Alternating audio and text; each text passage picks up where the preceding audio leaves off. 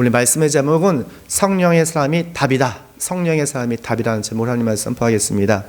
초대교회가 아주 급속하게 성장했습니다. 근데 한 기관이나 조직이나 교회가 급속하게 성장하면 좋은 점도 있지만 조금 불협화음도 있고 성장통이라는 게 있어요. 이 성장통을 어떻게 잘 해결하냐에 따라서 그 교회는 더 성장할 수 있고 잘못하면 또 무너지게 되는 것을 보게 됩니다. 어떤 조직이나 마찬가지죠. 우리가 갈등을 생산 에너지로 혁신할 때에 우리는 위기를 성장의 기로 삼을 수가 있습니다.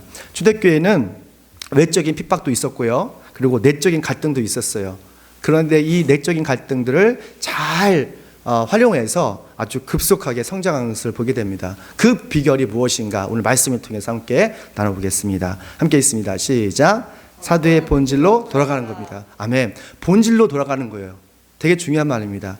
2절 말씀 보니까 우리가 하나님의 말씀을 전하는 일을 제쳐놓고서 음식 베푸는 일에 힘쓰는 것은 좋지 못합니다 라고 말하고 있습니다.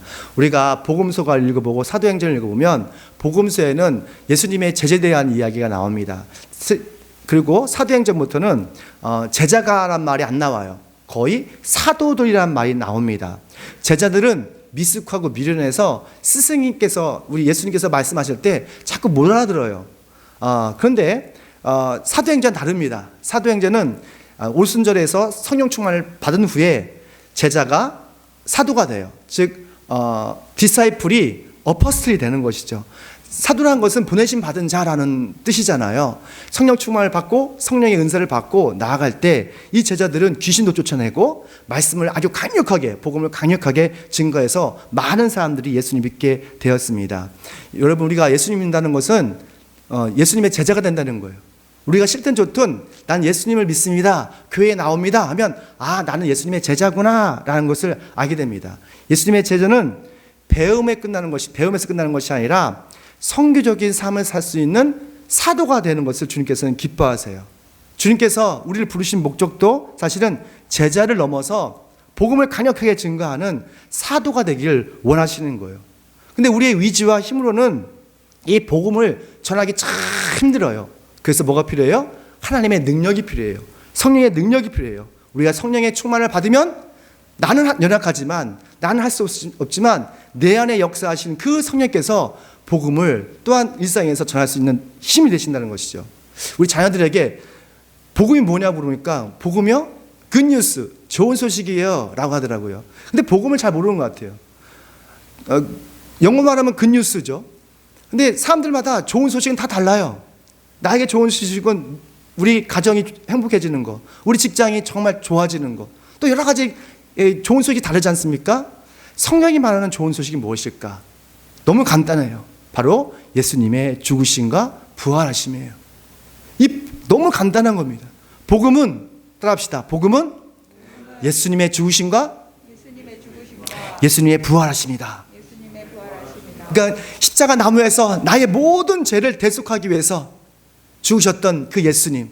더 이상 우리는 예수 안에서 온전한 성결을 받은 하나님의 자녀가 되는 그런 권세를 주셨지 않습니까?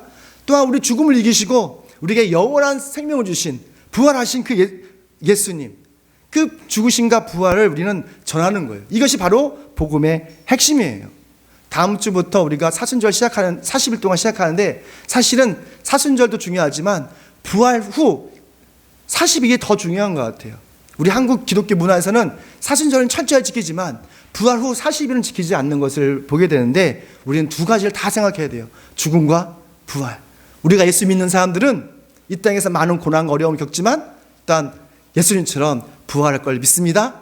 시간과 공간을 초월하는 그런 신령한 몸이 될 걸 믿습니다. 그래서 우리는 항상 우리 마음속에 평안이 넘치는 거예요.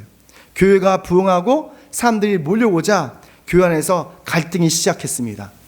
초대교회도 성령이 충만한 교회였지만 어쩔 수 없나 봐요. 사람들이 모이면 갈등이 있어요. 문제가 있어요. 그거 뭐냐면 헬라 그리스도인들이 히브리 그리스도인들에게 불평을 하기 시작했어요. 왜냐하면 히브리 그리스도인들이 좀 배급 문제에 있어서 헬라 그리스도인들에게 먹을 것을 안 준 거예요. 그러다 보니까 이게 차별받는 느낌이 들으니까 갈등이 있었던 것이죠. 초대교회 때 많은 교인들이 왔는데 100명, 200명이 아니라 수천 명씩이었어요. 왜냐면 바울이 복음 증거하자 3,000명의 회개가 돌아갔잖아요. 어마어마한 숫자예요. 그들을 12명 사도들이 음식을 배분하고 이런 걸 일을 하기가 너무너무 힘들었어요. 12사도들은 하는 일은 사실은 구제하는 일이 아니라 뭐였죠? 바로 말씀을 선포하고 가르치는 일이었어요. 사도들은 자신들이 너무도 시간을 많이 뺏기기 시작했어요. 사도의 본질을 잃어버리고 그냥 계속적으로 말씀을 가르치고 기도하는 것보다는 그 음식 문제 때문에 심 어려움을 겪게 됐죠. 그러자 우리가 왜 사도가 됐는가를 생각하기 시작합니다. 우리 4절 말씀 함께 읽습니다. 4절 시작. 우리는 기도하는 일과 말씀을 아멘. 성령의 사람은 우리가 정기적으로 난 누구인가를 생각하는 사람들입니다. 내가 존재하는 이유가 무엇인가? 난 무엇 때문에 사는가? 아니 어쩌면 이 주일이 그런 시간이에요. 하나님께서 6일 동안 하늘과 우주를 다 창조하시고 7일째 된 날 안식하셨잖아요. 이런 거룩한 시간에 거룩한 공간에서 우리는 예배를 드립니다. 이 예배를 통해서 난 누구인가를 예수님 안에서 내가 누구인가를 점검하는 시간, 이게 바로 본질을 생각하는 시간이에요. 본질의 관리 회복되는 시간이에요.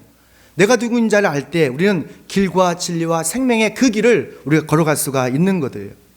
사도들은 그들이 부르심을 왜 받았는지를 생각하게 됩니다. 그리고 사도의 본질로 돌아가자고 외치는 거예요. 그게 뭐예요? 바로 기도와 말씀으로 우리 성도를 섬기는 것인 거예요.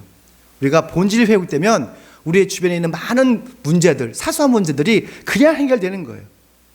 그래서 본질을 회복하는 것이 너무 중요해요. 성도의 본질, 교회의 본질을 회복하는 것이 너무너무 중요합니다. 그 본질이 회복될 때에 우리 삶의 모든 문제들은 해결되는 거예요. 장제리에 우리 최진희 성도가 운영하는 미미식당에 지난주에 주일날 신방 갔어요. 식당에 딱 갔는데 무슨 카페 같았어요. 너무너무 예쁘더라고요. 처음에 카페라서 감동받고 두 번째 가서 근데 식당은 뭐가 중요하죠? 당연히 맛이 있어야 되잖아요. 음식에 맛이 있어야 되는데 음식을 뼈 하장국을 먹는데 너무 맛있는 거예요.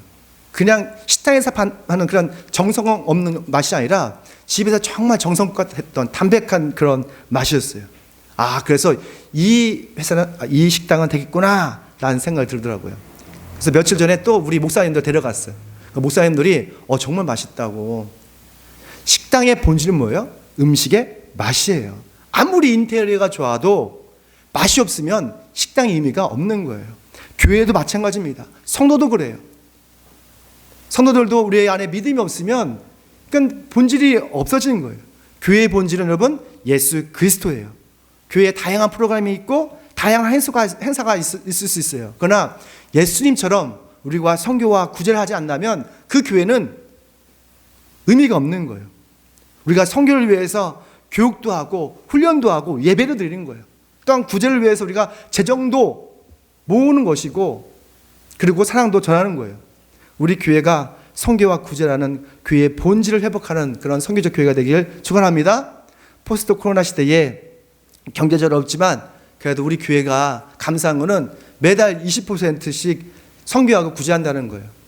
우리가 발로 뛸 수 없지만 우리의 기도함으로 통해서 또한 이게 재정적으로 후원한다는 게 너무 자랑스럽고 너무 기쁘더라고요. 주님께서 우리 교회의 선교의 삶을 통해서 세상을 변화시킬 걸 믿습니다. 그 중심이 여러분이 있는 걸 또한 믿습니다. 두 번째입니다. 함께 있습니다. 그렇죠. 문제가 있을 때 성령의 사람을 세우는 게 중요해요. 어느 직장이나 조직이든지 사람이 답입니다. 사람이 중요해요. 영적 리더십이 있는 사람이 한 명 세워지면 그 조직이 살아나고 그 나라가 다시 살아나는 것을 보게 돼요. 베드로와 사도들도 교회가 아주 두 개로 쪼개질 그런 상황에 아주 심각한 갈등을 겪게 되었습니다. 그때 가장 먼저 한 것이 뭐냐면 7명의 집사를 세웠다는 거예요. 7명의 집사. 근데 아무나 교회 집사 세운 것이 아니라 아무나 직분자로 세운 것이 아니라 나름 그 교회에서 영적 리더의 4가지 조건이 있었어요. 우리 3절 말씀 보면요. 3절 말씀 묻겠습니다. 시작. 그러니 형제자매들은 신망이 있고 성령과 지혜와 충만한 사람에게 가서 보십시오. 맡기고, 여기 보니까 신망과 성령과 지혜가 충만한 삶이라고 말하고 있잖아요. 우리 한국 교회가 70년, 80년대는 엄청나게 부흥했어요. 개척교회도 금방 뭐 50명, 100명, 200명씩 막 부흥했어요. 근데 요즘 교회가 자꾸 작아지고 쇠약해지고 있어요. 교회 붕괴가 여러 가지가 원인이 있지만 교회에서 직분자들을 성경적으로 세우지 못했기 때문에 그래요. 교회의 영적 리더자들을 세울 때에 어떤 믿음과 헌신의 수준이 아니라 돈과 명예가 있는 사람들을 세웠기 때문에 그래요. 심지어는 교회에서 직분을 사고 파는 그런 교회도 있었어요. 이런 교회 부끄러운 것이죠. 이건 우리가 회개할 것이죠. 하지만 초대교회에서 베드로와 사도들은 일곱 집사를 선택할 때에 4가지의 영적 리더의 조건이 있었습니다. 여기 보니까 성령과 신망이 충만한 사람이 됐어요. 성령과 신망이 충만한 사람. 우리 뭐 한 15분이 계신데에 사람마다 기질이 다 다릅니다. 하나님께서 그렇게 창조하셨어요. 기질이 바뀌는 건 쉽지 않아요. 그런데 성령 충만을 받으면 사람이 인격적으로 변화돼요. 좋은 평판을 받게 됩니다. 그래서 신망이라는 것은 평판인 것이거든요. 그러니까 예수님 믿기 전에는 제가 아는 깡패 목사님이 계셨는데 예수님 믿기 전에는 쌍욕을 그렇게 많이 했대. 근데 예수님 믿고 나서 성령을 받으니까 이 입이 가장 먼저 변화됐다고 하더라고요.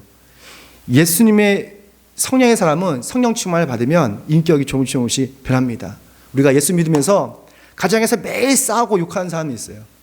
이거는 성령을 제대로 받지 못한 거예요. 성령을 받으면 그러니까 정말 성령의 열매가 있습니다. 아까 우리 유재호 권사님 말씀했던 사랑과 희락과 화평과 인내와 자비와 양선, 이 절제들이 조금씩 우리가 배워갈 수밖에 없어요. 성령 충만을 받으십시오. 그리고 신망이 좋은 인격이 있는 그런 삶이 되십시오. 하나님께서 여러분을 귀히 사용할 걸 믿습니다. 또 보니까 성령과 지혜가 충만한 사람이라고 했어요. 성령과 지혜가 충만한 사람. 그러니까 주님의 못된 길을 바르고 정직하게 운행하기 위해서는 뭐가 필요해요? 바로 지혜가 필요해요. 성령이 에너지라면 지혜는 핸들과 같은 거예요.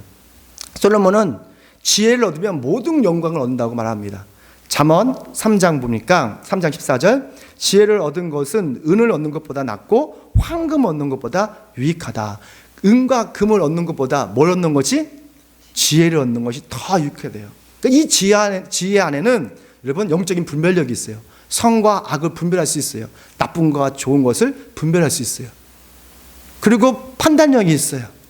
이 지혜는 어디서 옵니까? 바로 하나님을 경외하고 하나님을 두려워할 때 이 하늘의 지혜가 우리에게 임하는 거예요. 그래서 잠언 1장 7절 말씀 다 하시잖아요. 주님을 경외하는 것이 지혜의 근본이다, 기초이다 라고 말하고 있잖아요.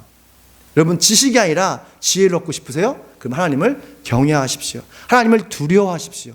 주변에 있는 어떤 것보다도 하나님을 두려워하시면 하늘의 지혜가 오를 걸 믿습니다. 지혜로운 사람은 하나님의 싫어하는 것을 하지 않아요. 우상 숭배를 하지 않습니다. 근데 자꾸 하나님보다 더 좋은 것이 너무 많아요. 그건 우리 안에 있는 아집이죠. 교만이죠. 그것을 내려놓을 때 우리는 지혜로움이 사람이 되는 거예요. 돈과 명예와 권력이 또 자기 자랑이 우상 숭배될 수 있는 거예요. 지혜로운 사람은 하나님이 기뻐하시는 것을 합니다. 그게 뭡니까? 선교예요. 그게 뭐예요? 구제예요. 가장 좋아하시는 거예요. 또 보니까 성령과 믿음이 충만한 삶이라고 말합니다. 5절 말씀 볼게요. 모든 사람이 이 말 좋게 받아들여서 믿음과 성령이 충만한 사람 스데반가 라고 말하면서 니골라까지 7명의 집사를 뽑죠. 그러니까 성령과 믿음이 충만한 사람이 영적 리더가 되는 거예요. 교회에 다녀도 믿음 없이 다니는 사람들이 있어요. 교회를 그냥 고상한 지식과 또는 교양을 얻기 위해서 다니는 사람들이 좀 있어요. 친구와 교제하기 위해서. 그리고 그런 어떤 친구와 교제하기 위해서 또한 고상한 지식을 얻기 위해서 다니는 사람들이 많은 것을 보게 돼요. 그런데 믿음이 없으면 하나님을 기쁘시게 할 수 없고 성령의 기적을 경험할 수가 없어요. 믿음이 없으면 교회에 위기가 오잖아요. 그러면은 헌신하지 않고 도망가 버려요. 가룟 유다가 예수님께서 십자가 지신다니까 위기가 찾아오니까 어떻게 하죠? 그냥 도망가는 거예요. 비겁하게 도망가는 거예요. 그래서 사도 베드로는 교회의 직분자를 선택할 때 성령과 지혜와 믿음과 그리고 신망이 있는 평판이 좋은 사람들을 선택했습니다. 하나님께서 여러분을 선택하셨어요. 그렇죠? 그리고 교회로 불러들으셨어요. 그런 나름 직분이 있어요. 우리도 교회의 직분자로 선택을 받았습니다. 이 네 가지의 영적 조건에 부족할 수 있어요. 근데 주님께서 왜 우리를 선택하셨을까요? 그것은 우리 안에 성령의 자리가 있기 때문에 그래요. 우리가 아무리 부족하고 연약하고 이 영적인 리더의 네 가지에 적합하지 않더라도 우리에게 성령께서 임할 자리가 있다면, 그런 가능성이 있다면 우리는 정말로 하나님의 성령의 삶이 될 수 있고 성령의 기적을 날마다 경험할 수 있게 되는 것입니다. 우리가 연약하지만 성령 충만을 받음으로써 정말 산을 옮기고 나라의 운명을 바꿀 수 있는 그런 믿음의 사람들이 되기를 축원합니다. 그래서 성령의 사람에겐 성령의 놀라운 기적을 경험하게 되는 그런 은혜를 경험하게 됩니다. 함께 있습니다. 시작. 되게 중요합니다. 성령의 기적을 경험해야 돼요. 우리가 성령의 기적을 경험하지 않으면 우리 신앙생활이 너무 재미없고 역동적이지도 않고 밋밋하게 돼요. 우리 7절 말씀 함께 보겠습니다. 7절 시작. 하나님의 말씀이 계속 퍼져 나와서 예루살렘에 있는 제자들의 수가 점점 늘어가고 제사장들 가운데서도 이 믿음에 순종하는 사람들이 많았다. 아멘. 베드로가 사도들은 성령의 사람이었습니다. 여러분도 성령의 사람들이죠. 초대교회 당시에는 성령의 기적이 정말 강력하게 일어났어요. 사도행전 3장 보니까 베드로하고 요한이 기도하러 예루살렘 성전에 가고 있었습니다. 그럼 그 거리에 거지들이 많았던 것 같아요. 달 쓰지 못하는, 걷지 못하는 거지가 있었습니다. 좀 뭘 좀 달라고 하니까 베드로가 이렇게 말합니다. 내게는 은과 금은 없지만 나사렛 예수의 이름으로 명하노니 일어나 걸어라 라고 했어요. 그러자 그 즉시로 그 평생 동안 걷지 못한 그 지체장애자가 벌떡 일어나서 걸어가고 다시는 하나님을 찬양하고 경배하는 모습을 보게 됩니다. 이런 기적들이 흔했어요. 그러니까 육체적인 질병이 치료되는 것들, 정신적인 질병이 치료되는 것들 너무나 흔한 것이었어요. 근데 지금은 그렇게 흔하지 않죠. 근데 보니까 시대에 따라서 성령의 기적들이 좀 다양한 것 같아요.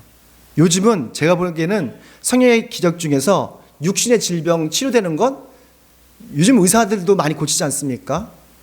뭐 줄기세포에서도 많이 고치고, 그보다 더 위대한 기적은 사람의 마음을 바꾸는 거라고 생각해요. 사람의 마음이 변화되기가 참 쉽지 않아요. 초대교회 당시에 가장 예수를 핍박했던 사람들이 있습니다. 누구죠? 율법학자들과 제사장들이에요. 그들은 똑똑했고 스마트했고 누구보다도 하나님을 중심을 다해서 충성을 다하는 사람들이었습니다. 근데 가장 많이 핍박했던 사람이 바로 그런 제사장들이었어요. 율법학자였어요.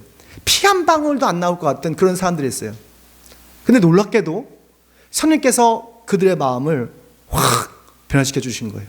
오늘 말씀 보니까 제사장들 가운데서도 이 믿음에 순종하는 사람들이 적었다 많았다? 많았다가 있어요. 제사장들이 주님께 막 돌아오는 거예요. 몇 달 전에 골고다에서 처형당했던 그 예수가 나의 하나님이시고 나의 주님이라고 고백하는 거예요. 누가? 제사장이. 그건 너무 쉬운 일이 아니거든요. 이건 불가능한 일이에요. 어떻게 사람의 마음을 이렇게 바꿀 수가 있어요? 이게 바로 성령의 능력이에요. 성령의 기적이에요. 우리가 믿음의 눈을 뜨면 우리 주변에서 사소한 성령의 기적들을, 하나님의 은혜들을 다 볼 수가 있어요. 며칠 전에 서울에서 목회하는 목사한테 전화가 왔어요. 아유, 시골교회 힘들지? 지금 우리 서울에서는 교회를 철수하는 교회들이 한두 개가 아니야. 재정적으로 너무 어려워가지고 힘들어. 야, 너네 교회는 어떠냐? 우리 교회 하나님 은혜도 잘 살고 있지. 바쁘지 않고. 그리고 계속적으로 선교하고 이렇게 하고 있어 하니까 놀라더라고요. 야, 너네 시골교회가 어떻게 그렇게 할 수가 있냐고. 그래서 하나님께서 하시는 거지. 우리 교인들은 교회는 안 와도 11조를 하더라고. 나 그게 참 신기해요. 작년이나 그냥전이나 우리 교회 재정이 줄지를 않았어요. 뭐 재정적으로 그 교회를 판단할 건 아니지만 힘들어도 줄지를 않았어요. 계속 선교하고 계속 구제하고 있어요. 조금씩 더 많아지고 있어요. 그 친구가 아주 너무도 감동을 받더라고요. 제가 화요일 날 교통사고가 났어요. 우리 아들이 병원 갔는데 확 가다가 앞바퀴 뒷바퀴 한 번에 빠바방 터진 거예요. 그래도 감사하게도 다치지 않아서 감사한데, 그래서 20만 원 수리비로 냈어요. 그 다음날 또 사고가 났어요. 우리 아내가 앞에 있는 차를 들이받았어요. 막 연장으로 막 화요일 날 수요일 날. 근데 감사하게도 그 앞에 있는 차를 받을 때 정말 살짝 그런 거 있지 않습니까? 살짝 받았어요. 더 감사한 거는 그 드라이버가 웬만한 사람들, 나쁜 사람들은 목 잡고 나오잖아요. 조금만 묻어서 목 잡고 나오는데 이번에 괜찮은 사람 만난 것 같아요. 괜찮다고 안 다쳤다고 해가지고 그냥 그것도 너무 잘 이렇게 수리가 됐고 처리가 됐습니다. 우리가 육신의 눈으로 보면 뭐 그런가 보다라고 할 수 있어요. 그러나 우리 믿음으로 보면 이 모든 것이 성령의 보호하심과 성령의 인도하심이라는 것을 볼 수가 있어요. 성령의 사람에겐 성령의 기적은 날마다 우리 주변에서 일어나고 있습니다. 성령의 기적이 일상인 거예요. 믿음의 눈으로 우리 주변에서 일어나는 성령의 역사를, 성령의 기적을 경험하시길 축원합니다. 그래서 성령님과 항상 동행하면서 하나님의 기적을 일상에서 경험하는 저 여러분 되시길 축원합니다. 기도하겠습니다.